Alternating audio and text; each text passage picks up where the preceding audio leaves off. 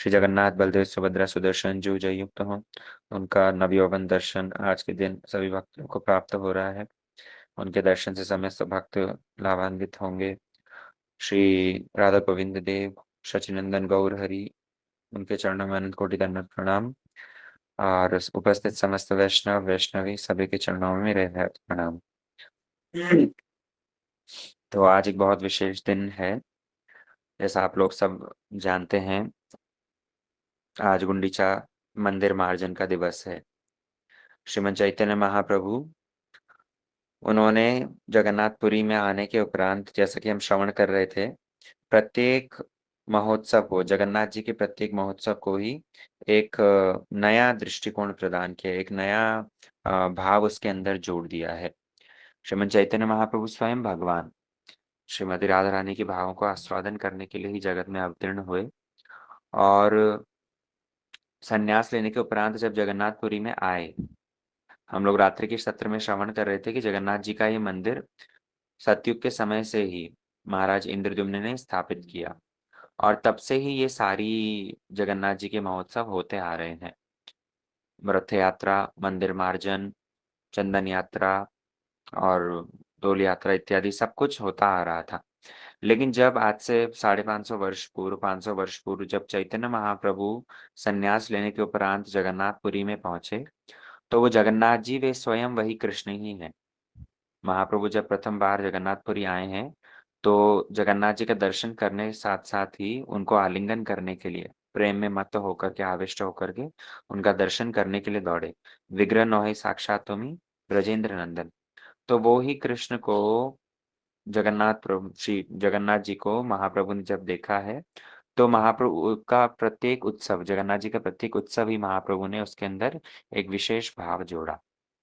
और स्नान यात्रा, जैसे हम श्रवण कर रहे थे, स्नान यात्रा से जगन्नाथ जी 15 दिन तक उनका दर्शन बंद होता था, या अनवसर काल में जगन्नाथ जी बीमार रहते हैं।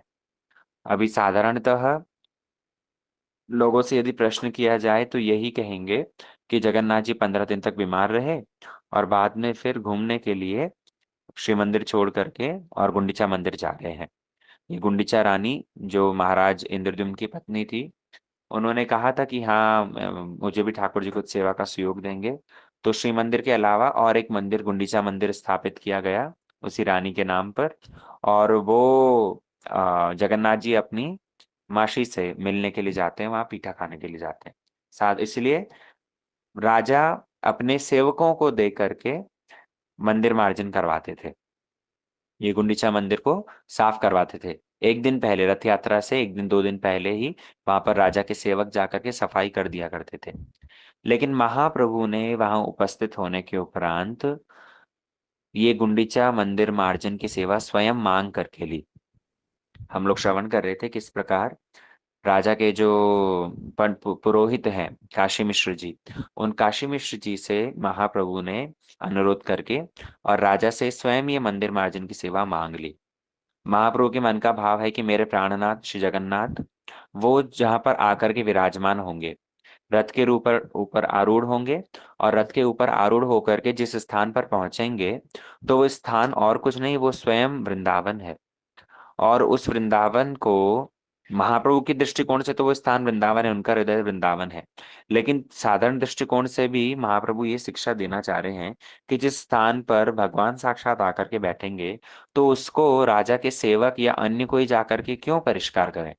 मैं अपने भक्तों के साथ में ही उस स्थान पर पहुंच करके उस स्थान का मार्जन करूंगा। इसलिए महाप्रभु ने वो मंदिर मार्जन की सेवा मांग करके राजा से ग्रहण करे। और उसके बाद में जिस दिन मंदिर मार्जन का दिन उपस्थित हुआ, तो महाप्रभु का प्रत्येक दिन तो नियम था ही कि गंभीरा में रहते हुए ब्रह्म मुहूर्त से पहले ही जग जाते, और जग करके समुद्र स्नान के लिए जाते। समुद्र स्नान के बाद में जगन्नाथ दर्शन करके फिर अपना नित्य क्रिया में रत होते। लेकिन जब ये गुंडीचा मंदिर मार्जन और रथ यात्रा ऐसे दिन उपस्थित होते थे, तब महाप्रभु और भी सावधान हो जाते। कविराज गोस्वामी ने चैतन्य चरितामृत में वर्णन किया है कि और दिनों के बजाय इन 2-3 दिनों में, जगन्नाथ जी के उत्सवों के दिनों में, तो महाप्रभु और भी सावधानी पूर्वक और पहले ही भोर में उठ करके समुद्र स्नान करते थे, और समुद्र स्नान करने के बाद में समस्त भक्तों को लेकर के गुंडीचा मंदिर मार्जन के लिए एकत्रित होते। और जितने गौड़ देश से भक्त लोग आए हैं, वो समस्त भक्त लोगों को एकत्रित करके महाप्रभु कीर्तन करते करते गुंडीचा मंदिर जाते। और ये यात्रा आरंभ होने से पूर्व महाप्रभु स्वयं अपने हाथों से सारे सेवकों को चंदन और पुष्पमाला प्रदान करते। महाप्रभु भक्तों को जाने से पहले उनका स्वागत करते, उनका अभिनंदन करते, उनको चंदन देकर के। हम किसी व्यक्ति को चंदन और फूलमाला कब देते हैं? स्टेज पर बैठ रहा हो या कथा करने वाला हो, तो उस समय पर हम क्या करते हैं, व्यक्ति को चंदन माला दे करके और उसको आ, सम्मान करते हैं, उनका अभिनंदन करते हैं। तो महाप्रभु स्वयं भगवान होते हुए भी उन्होंने ये चंदन और माला दी किसको? जो लोग सफाई करने जा रहे हैं। साधारणतः लोग क्या करते हैं कि चलो सफाई करने जाना है, सफाई करना है तो कपड़े गंदे हो जाएंगे, तो ऐसे में पहले से ही गंदे कपड़े पहन करके जाते हैं।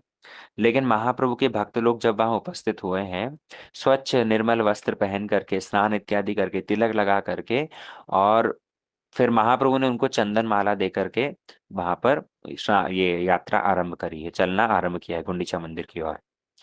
प्रभुपाद भक्ति सिद्धांत सरस्वती ठाकुर वहां कमेंट्री में कहते हैं कि महाप्रभु ने क्यों भला भक्तों को चंदन और माला दी, ऐसा क्या भक्तों के अंदर महाप्रभु ने देखा? तो भक्ति सिद्धांत सरस्वती ठाकुर प्रभुपाद कहते हैं कि उन लोगों ने सबने मंदिर मार्जन के लिए उपस्थिति दी है, वे सब के सब मंदिर मार्जन के लिए उपस्थित हुए हैं, इसलिए महाप्रभु उससे बड़े प्रसन्न है। महाप्रभु मंदिर मार्जन मतलब क्या? मंदिर मार्जन नहीं, बल्कि वे स्वयं हृदय का मार्जन करने के लिए भक्त उपस्थित हो रहा है ना। महाप्रभु के समस्त परिकर, वे तो नित्य परिकर हैं, मुक्त महापुरुष हैं, लेकिन तब पर भी महाप्रभु की लीला में उन लोग सहायक होने के लिए मंदिर मार्जन में जब भाग लेते हैं, तो महाप्रभु ये शिक्षा दे रहे हैं कि जो व्यक्ति मंदिर मार्जन के लिए आया है वो बहुत भाग्यवान है। क्यों भाग्यवान है? क्योंकि उसको कम से कम ये अनुभूति है कि ये मंदिर मार्जन नहीं, ये वास्तव में मेरा हृदय का मार्जन है। और जो व्यक्ति अपने हृदय के मार्जन के लिए प्रस्तुत है, वो व्यक्ति भाग्यवान है। आप देखिएगा जगत में कई तरह के लोग हैं जिनके हृदय दूषित हैं, विषय वासनाओं से, सांसारिक तृष्णाओं से जिनके हृदय दूषित हैं, आवरण उनके ऊपर पड़ा हुआ है, लेकिन तब पर भी वे लोग कभी भी अपने हृदय को मार्जित करने के लिए प्रस्तुत नहीं होते। उन लोगों के मन में ये भाव ही नहीं आता कि हमें अपने हृदय को परिष्कार करना है। वे लोग सोचते हैं कि जैसे हम हैं बढ़िया ही तो है। सांसारिक लोग को, जो व्यक्ति भजन नहीं करते, भगवत भजन से दूर हैं, उन्हें यदि भगवत भजन के लिए कहा भी जाए, सुकृति संपन्न यदि होंगे, तब तो बात को समझ करके स्वीकार करेंगे। और जो लोग सुकृति संपन्न नहीं है, तो ऐसे में उन लोग को समझाने पर भी क्या होता है कि अरे उस सब की क्या आवश्यकता है, हम तो संसार में आराम से ही रह रहे हैं, हम तो संसार में मौज में ही हैं, भले ही दुख कष्ट से जूझ रहे हो, लेकिन तब पर भी भगवत भजन, भगवान नाम द्वारा अपना हृदय परिष्कार करने के लिए प्रस्तुति नहीं दिखाते। इसलिए जो व्यक्ति मंदिर मार्जन के लिए प्रस्तुत हुआ है, महाप्रभु उनको बड़ा भाग्यवान मान करके वो स्वयं उनको चंदन और माला दे रहे हैं। ये चंदन और माला देना कोई साधारण बात नहीं है। भगवान स्वयं उनको चंदन और माला दे करके उनके भाग्य की सराहना कर रहे हैं। इसलिए चैतन्य महाप्रभु उन समस्त भक्तों को मंदिर मार्जन के लिए लेकर जाते हैं और कीर्तन करते करते लेकर के जाते हैं। जब उदंड कीर्तन करते करते महाप्रभु समस्त भक्तों के साथ में गुंडीचा मंदिर पहुंचते हैं, तो वहां पर राजा का जो सेवक थे, काशी मिश्र जी, पुरोहित जी, उन्होंने पहले से ही मटके की और झाड़ू की व्यवस्था कर रखी थी। तो महाप्रभु अपने भक्तों को ले जा करके वहां पर समस्त भक्तों को पहले मंदिर साफ करने के लिए कहते हैं। सब लोग क्या करते हैं, झाड़ू इत्यादि ले करके, और वहां पर बड़े बड़े कंकड़ ढेले, जितनी सारी सब चीजें होती है, वे सब के सब महाप्रभु उनको इकट्ठा कर करके मंदिर से बाहर फेंकने के लिए प्रयत्न करते हैं। और महाप्रभु अपने समस्त भक्तों को कहते हैं कि अच्छे से सफाई करो, मैं देखूंगा अंत में किसने कितना धूल इकट्ठी करी है, किसने कितना गंदगी इकट्ठी करी है। जो जितनी ज्यादा गंदगी इकट्ठी करेगा, वो उसने उतना अच्छे से ही परिष्कार किया है। महाप्रभु श्रील भक्ति सिद्धांत सरस्वती ठाकुर प्रभुपाद ने ये गुंडीचा मंदिर मार्जिन के अंदर बहुत सारे रहस्य बतलाए हैं, बहुत सारे सीक्वेंस स्टेप्स बतलाए हैं कि कैसे व्यक्ति मंदिर मार्जन करेगा। तो महाप्रभु जब अपने भक्तों को लेकर के गए हैं, सबसे पहले बड़े बड़े कंकर पत्थर, जो मिट्टी जो थे, उन सबको भक्तों ने इकट्ठा कर करके और बाहर, मंदिर के बाहर फेंक दिया। तदुपरांत महाप्रभु ने देखा कि अब भी कोई धूल वगैरह थोड़ी सी बाकी रह गई है। तो महाप्रभु ने क्या किया, पुनः वहां पर जो है वापस से परिष्कार किया, साफ किया उसको। बाद में फिर भक्तों को आदेश दिया कि ठीक है, अब पानी लाना आरंभ करो। और जैसे ही महाप्रभु का आदेश हुआ, महाप्रभु का आदेश होने के साथ साथ ही समस्त भक्तों ने गुंडीचा मंदिर से लेकर के इंद्रद्युम्न सरोवर तक पूरी एक पंक्तिबद्ध हो गए। पंक्तिबद्ध होकर के मटकों में भर भर के और जल देने लगे। और जब ये जल देने का काम चल रहा है, एक दूसरे को ये लो मटका लो, ये लो मटका दे दो, इस तरह की बातें नहीं कह रहे हैं। हर व्यक्ति कृष्ण कृष्ण कृष्ण कृष्ण भगवान का नाम लेकर के ही इधर उधर कार्य कह रहे हैं। किसी को बुलाना भी हो तब पर भी कृष्ण कृष्ण, किसी से कुछ लेना हो तब पर भी कृष्ण कृष्ण। अभी आप किसी व्यक्ति को बुला रहे हो और क्या काम के लिए बुला रहे हो कुछ स्पष्ट यदि नहीं किया जाए, तो हो सकता है कभी कभी चूक भी हो जाए। इधर से मटका दे रहे हो, मटका देते हुए कृष्ण कृष्ण, और व्यक्ति ने अगले ने लिया नहीं, तो आपने दिया, देते हुए मटका नीचे गिर भी गया, टूट गया। लेकिन ऐसे कितनी ही बार मटके टूट भी गए, लेकिन तब पर भी महाप्रभु ने क्या कहा, नहीं, भगवान नाम लेते हुए भी संबोधन करो और भगवान नाम लेते हुए एक दूसरे का भाव समझ करके आगे बढ़ो। तो इस तरह से महाप्रभु ने क्या किया, समस्त भक्तों को ये कृष्ण कृष्ण नाम उच्चारण करते हुए मंदिर मार्जन की सेवा में नियुक्त किया। इसलिए श्री भक्तिविनोद ठाकुर कहते हैं कि ये मंदिर मार्जन नहीं है, वास्तव में कृष्ण नाम के द्वारा ये हृदय का मार्जन हो रहा है। श्रीमन चैतन्य महाप्रभु वो गुंडीचा मंदिर को मार्जन कर रहे हैं। ये गुंडीचा मंदिर क्या है, बोले गुंडीचा मंदिर स्वयं श्रीमती राधा रानी का हृदय ही है, वृंदावन ही है। आने हृदय मन, मोर मन वृंदावन। तो श्री रामती राधा रानी कहती है कि ये मेरा मन ही साक्षात वृंदावन है। इसलिए उस वृंदावन में तो सफाई करने की क्या जरूरत है, राधा रानी का हृदय वृंदावन है, इसलिए वहां पर सफाई करने की जरूरत नहीं।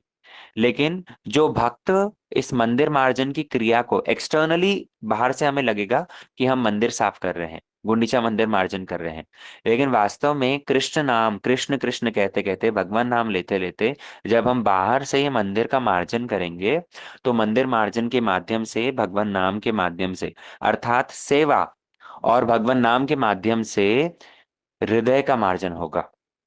इसलिए इसीलिए बुद्धिमान व्यक्ति इस मंदिर मार्जन के लिए प्रस्तुति दिखाएगा। महाप्रभु अपने समस्त भक्तों को लेकर के इंद्रद्युम्न सरोवर से गुंडीचा मंदिर तक समस्त घड़ों में पानी लेकर के भक्त आने लगे, और वो उस पानी को सब और ऊपर ऊपर दीवारों पर, नीचे फर्श के ऊपर, जहाँ ठाकुर जी की रत्न बेदी है वहां बेदी के ऊपर, समस्त जगह को महाप्रभु ने स्वयं अपने निर्देश के अंदर परिष्कार किया। जो भक्त, महाप्रभु पहले जब मिट्टी इत्यादि, जब कंकड़ इत्यादि इकट्ठे करके सफाई हो रही थी, तो महाप्रभु सबके पास जा जा करके देख रहे थे कि किसने कितना कचरा इकट्ठा किया है। और सब भक्त तो साफ सफाई कर रहे थे, सबने कचरा इकट्ठा तो किया था, लेकिन सबसे ज्यादा कचरा इकट्ठा हुआ किसके पास में, बोले स्वयं महाप्रभु के पास में।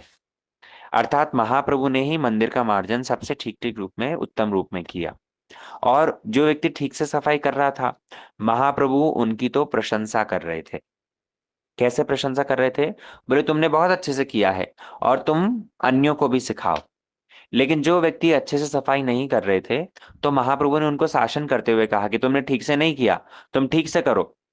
और अगर तुम मंदिर मार्जन ठीक से नहीं करोगे तो तुम्हें दंड मिलेगा। क्या दंड मिलेगा, कि तुम्हें समस्त भक्तों को वैष्णव सेवा, भोज करवाना पड़ेगा, पीठा खिलाना पड़ेगा, कुछ ना कुछ वैष्णव सेवा तुम्हें करनी पड़ेगी। मतलब उनको खाद्य पदार्थ भोजन करवाना पड़ेगा, प्रसाद पवाना होगा। तो श्रील भक्ति सिद्धांत सरस्वती ठाकुर प्रभुपाद यहाँ कमेंट्री में कहते हैं कि कैसे महाप्रभु भक्तों को शिक्षा देने के लिए ये लीला कर रहे हैं, कि जो व्यक्ति अपना मंदिर मार्ज, जो अपने व्यक्ति अपने हृदय का मार्जन अच्छे से कर रहा है, स्वयं हरिनाम के माध्यम से, साधन भजन के माध्यम से अपना हृदय का मार्जन कर रहा है, तो वो तो बहुत अच्छा है।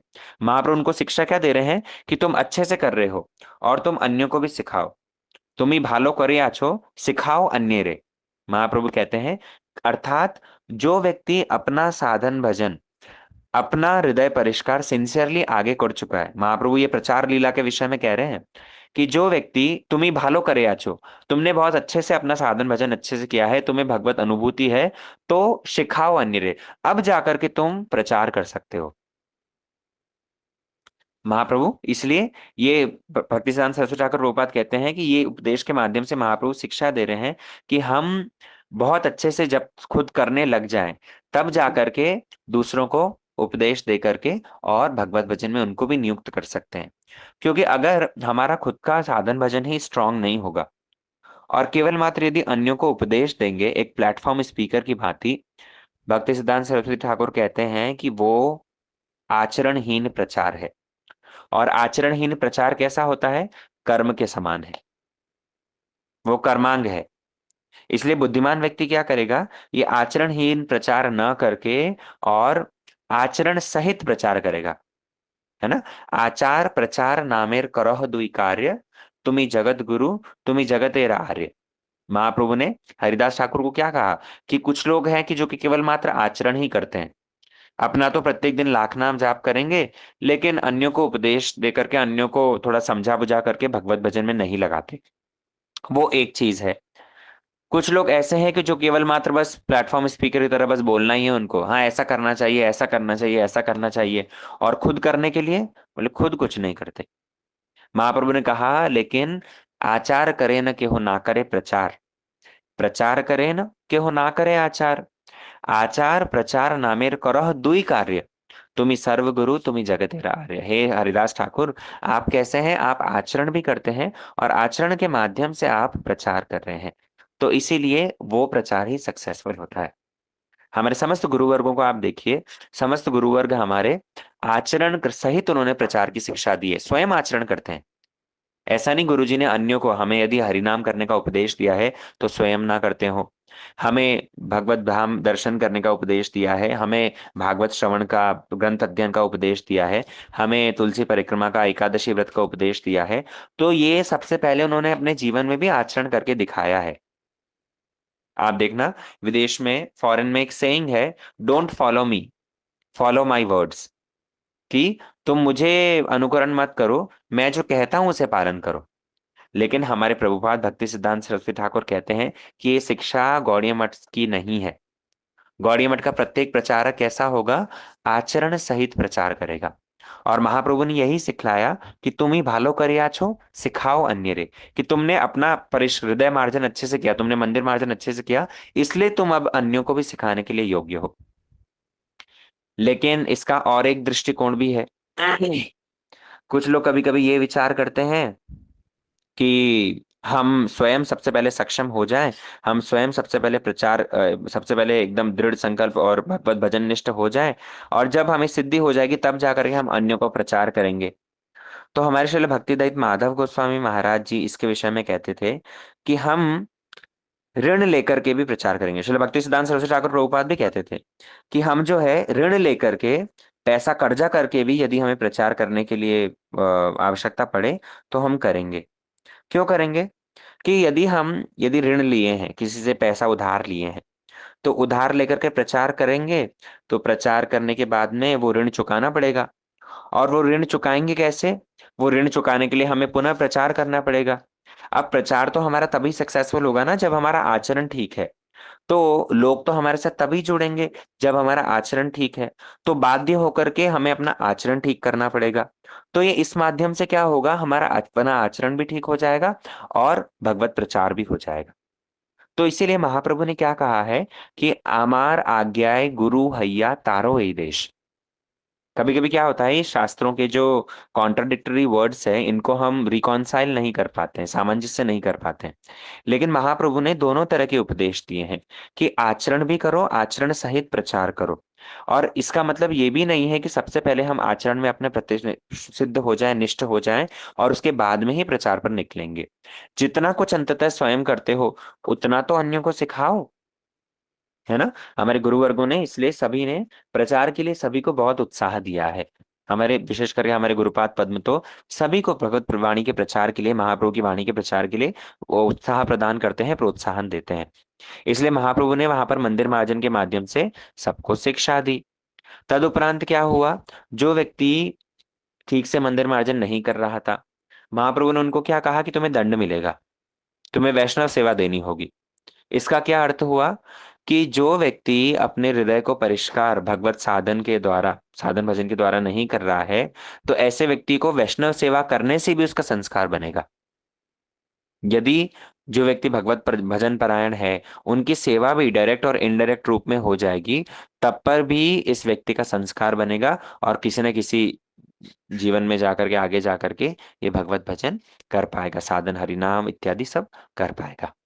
इसलिए महाप्रभु ने सभी भक्तों को लेकर के वहां मंदिर मार्जन किया, जल से सारे मंदिर को परिष्कार किया। और जब निकल रहा था, जल निकलते निकलते निकलते निकलते एक समय ऐसा हुआ कि नालियों के अंदर एकदम स्वच्छ निर्मल जल बहने लग गया।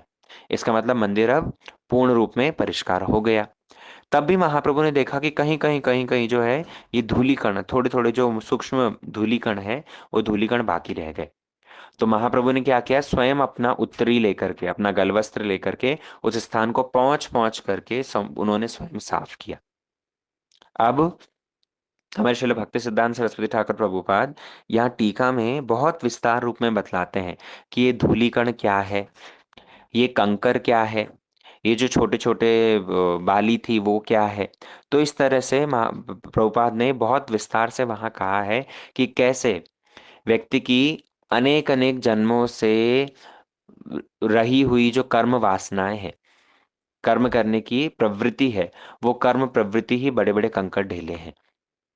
किस प्रकार व्यक्ति के ज्ञान की तरफ जो झुकाव है, निर्विशेष भगवान के रूप को मान करके निर्विशेष ज्ञान की ओर जो झुकाव है, मायावाद जो है, वो इस प्रकार ये बालिकण है। और इन सब को व्यक्ति को छोड़ना होगा, हृदय से इन सारी चीजों को निकालना होगा। और निकालने के उपरांत आगे जाकर के जब जल से हृदय परिष्कार होगा, धीरे धीरे परिष्कार होगा, भगवत भजन परायण होंगे, तब ऐसे में क्या होगा, भगवत भजन करते करते भी छोटे छोटे बालीकण जो हैं, छोटे छोटे सूक्ष्म रूप में जो धूल इत्यादि हैं, तो वो भी आएगा। प्रभुपाद कहते हैं वो क्या है, बोले जब व्यक्ति भगवत भजन करने लगता है तो भजन करते करते अन्य अभिलाष, अन्य अभिलाष क्या है, बोले अन्य अभिलाष अर्थात भगवत सेवा के अलावा इतर वस्तुएं, लाभ पूजा प्रतिष्ठा। लाभ पूजा प्रतिष्ठा मतलब भगवत भजन करते करते कोई जागतिक लाभ की कामना, और उसके बाद में सम्मान की प्राप्ति और प्रतिष्ठा, हमें सब लोग सम्मान करें, प्रतिष्ठा हमें प्राप्त हो। तो ये कनक कामिनी प्रतिष्ठा, ये ऐसी वस्तुएं हैं, ये बड़ी सूक्ष्म होती है, दिखती नहीं है। बाहर से हमें लग रहा होगा कि नहीं हम तो भगवत भजन कर रहे हैं, साधन कर रहे हैं, और भजन करने के माध्यम से कितने लोग होता है ना, हम यदि भजक भगवत भजन करने लग जाएं तो उसके माध्यम से कई लोग आकर के हमारा सम्मान करते हैं, कई लोग हमसे पूछते हैं, तो हमें इस तरह का अभिमान हो जाता है और प्रतिष्ठा की आशा होने लगती है। हम जाएं तो व्यक्ति हमें प्रणाम करेगा, हमसे बातचीत करके हमारा सम्मान करेगा, माला पहनाएगा। तो इस तरह की जो प्रतिष्ठा की आशा हृदय में सूक्ष्म रूप में विराजमान रहती है, प्रत्यक्ष दिखती नहीं, लेकिन परोक्ष रूप में जो अंदर है, प्रभुपाद कहते हैं वे सारे के सारे ही ये धूल कण, ये सूक्ष्म धूल कण है। महाप्रभु ने क्या किया, उसको भी हृदय से संपूर्ण रूप में परिष्कार करके निकाला। रूप गोस्वामी पाद जिस बात को कहते हैं कि अन्य अभिलाषिता शून्यम ज्ञान कर्माद्य अनावृतम अनुकूलेन कृष्णानुशीलनम। जब तक अनुकूल रूप में कृष्ण का अनुशीलन, भगवत सेवा, यही एकमात्र जब तक लक्ष्य नहीं होता, तब तक कभी भी हमारा हृदय मार्जन नहीं होगा। और ये हृदय मार्जन भी देखो कोई एक दिन की क्रिया नहीं है। आज महाप्रभु अपने भक्तों को लेकर के मंदिर मार्जन करते हैं, कल जगन्नाथ जी गुंडीचा मंदिर में विराजमान होंगे, तो इसलिए आज विशेष रूप में वो क्रिया दिखती है। लेकिन एक साधक को तो प्रत्येक दिन, प्रत्येक क्षण, प्रत्येक मुहूर्त ही मंदिर मार्जन के लिए प्रस्तुत रहना पड़ेगा। जब मंदिर मार्जन इस रूप में सब समय अपने हृदय कैसे साफ हो, हृदय कैसे परिष्कार होगा, उस विषय में साधक विचार करता है, तो ही जाकर के क्रमशः धीरे धीरे धीरे धीरे हृदय परिष्कार होगा, है ना। इसलिए व्यक्ति को इन सब चीजों का, एक साधक को इन सब चीजों के बारे में बड़ा कॉशियस होकर के ध्यान रखना पड़ेगा। हम भले ही पॉजिटिव कुछ चीजें ना करें, तो अंततः भक्ति प्रतिकूल जो चीजें हैं उनको तो दृढ़ भाव में त्याग कर देना चाहिए। भक्तिविनोद ठाकुर ने जो शरणागति के 6 लक्षण बतलाए हैं, इनमें से आरंभ ही यहीं से होता है कि अनुकूल वस्तुओं को स्वीकार करो, और अनुकूल यदि ना भी कर पा रहे हैं, कम से कम प्रतिकूल तो ना करें। है ना? तो जितना तरह का दुस्संग है, उस दुस्संग को परित्याग करके धीरे-धीरे व्यक्ति क्रमशः इस मंदिर मार्जन की क्रिया में अग्रसर होगा और ग्रेजुअली अपने हृदय को परिष्कार करते हृदय ऐसा स्वच्छ निर्मल हो जाना चाहिए कि स्वयं भगवान यहाँ आने के लिए लालायित हो जाएँ। भगवान अगर हृदय साफ होगा, भगवान उसके अंदर अपने हृदय को ऐसे देखो, एक तो बात है कि भगवान आ रहे हैं इसलिए हृदय को परिष्कार करना है।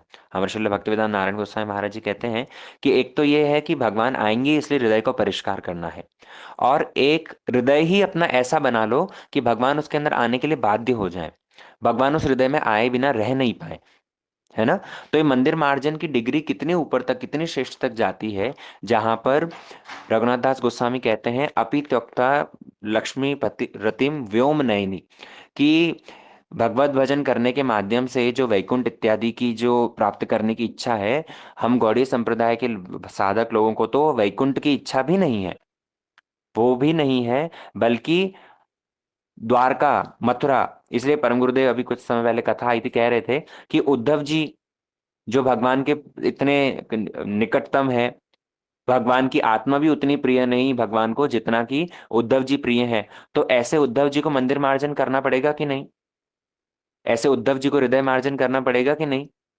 ऐसे उद्धव जी को भी परम गुरुदेव कह रहे हैं, ऐसे उद्धव जी को भी हृदय मार्जन की आवश्यकता है। क्यों?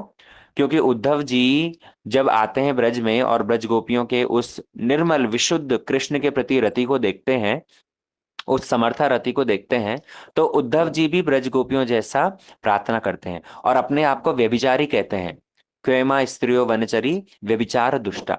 तो उद्धव जी अपने आप को व्यभिचारी कहते हैं। तो उनके हृदय में क्या व्यभिचार है, विचार करो कि जिस प्रकार कृष्ण के प्रति ब्रज गोपियों की रति है, वैसी उद्धव जी के हृदय में नहीं है।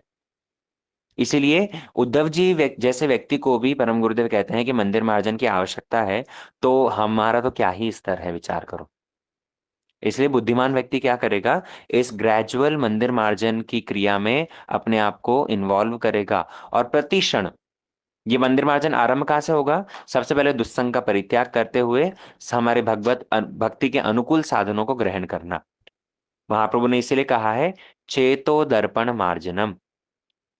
जिसके हृदय में जितनी ज्यादा गंदगी है, उसको उतना ही तगड़ा क्लेंसर चाहिए होगा, है ना? कभी कभी एक शीशे के ऊपर यदि साधारण मिट्टी जमी हुई हो, धूल हो, तो वो कपड़े से साफ हो जाएगी। लेकिन बहुत कोई स्ट्रांग मिट्टी जमी हो तो ऐसे में पानी भी देना पड़ेगा, और कुछ यदि हो तब उसमें फिर उससे ज्यादा तरीके का कुछ क्लेंसर चाहिए होगा।